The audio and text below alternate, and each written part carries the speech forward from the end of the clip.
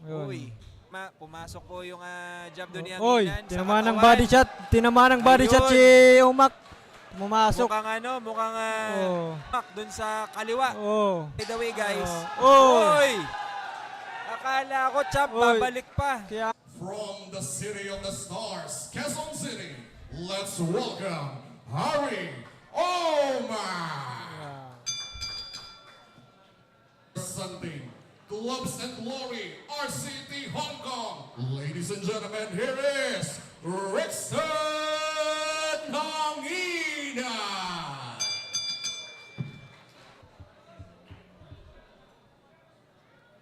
Ayan na guys, Ref Nobleza ay tinawag niya na yung dalawang boksingero natin, si Hanginan at si Omak, and they're receiving their final instructions bago tayo magumpisa for this sixth bout ng umaga na to, no? Ayan. Huwag na nating patagalin, umpisahan na ang aksyon. At kanina, di ba, champ, may bago tayong ring announcer ngayon, si Mr. Julian Navarro. Parang ano nga no? Pagka siguro meron akong engagement, parang gusto ko siya kuning mag-announce ng pangalan ko rin. Grabe din no? Magaling din si ring announcer natin ngayon, si Julian Navarro. Natuto raw ito kay Sir Boy din, kaya magaling talaga ang mga ring announcer natin ngayong araw. Yes sir. Ito na po, nag-start na po sila na si Omak tsaka si Hanginan. Nagsalpo ka ng dalawa.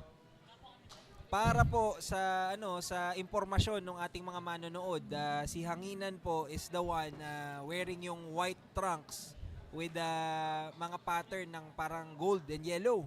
And si Harry Omak naman po yung naka-white and with red trim. Yes. Si Hanginan po is from Gloves and Glory at RCT Hong Kong, while si Omak naman is tulad nga nung nasabi ni ring announcer Julian Navarro, no? From Lucena City. Yes. Ay, sorry, from Quezon City, City of Stars. Yes. Nagpalusot doon ng jab si Hanginan, parang hangin. Yung jab niya, maganda, napakabilis. Maganda partida, yung nila, champ, sukatan. Pa siya nun, pagka bitaw niya nung jab, umatras agad, nag-out agad. Mahirap din yung gawin. Yung hangin, hindi talaga. Hindi natin nakikita yan, kaya... ayun na naman. Jab to the body. Pero binalikan siya ni Omak. Gumanti si Omak ng... at nagpakita din ng mga suntok si Omak at counter sa kaliwa.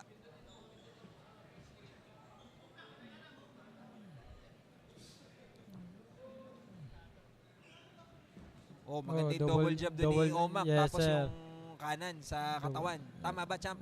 Yes sir. Medyo natakpan ng lubid yung aking paningin. Tama yun sir. Isa na naman. Jab sa body. Tumama din yun, jab sa body sa kaliwa, sa tagiliran ni Hanginan. Pero si Hanginan is remaining composed. Ayun. Katulad lang nung kakabanggit ko, composed pati dun sa kanilang pagdidikit, talaga nakadiskarte agad siya. Change ng pivot agad siya, yes sir. Maganda yung ano niya. At maganda rin yung pinapakita ang pagsukat ni Hanginan, yung di natin napapansin, microstep siya tapos biglang bumubulusok. Talagang parang hangin na bagyo na hangin. Kala mo kanina parang umakbang lang ng maliliit at bigla siyang bubulusok pasugod. Pero